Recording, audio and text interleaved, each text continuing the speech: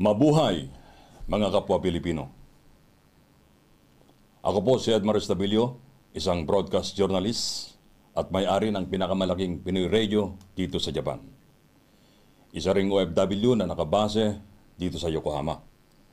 Na bagaman malayo ay mulat sa mga nangyayari diyan sa ating bansang Pilipinas. Katulad ng marami nating kababayan, natatakot ako para sa kinabukasan ng ating bayan, lalo na ang nagaganap na panggigipit ng China sa ating mga mangingisda. Halos 80 taon ang nakalipas nang unang buuin ang United Nations ng halos 60 mga bansang makapangyarihan tulad ng Amerika, Pilipinas at China. At sumumpang hindi magiging solusyon ang paghamon at gera upang ipagpunyagi ang kapayapaan.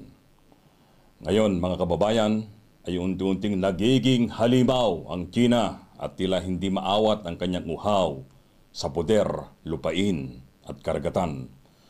Nangangamba ako na baka magising tayo isang araw na sila na ang nakakasakop sa ating karagatan at muli na namang kinitil ang kapayapaan.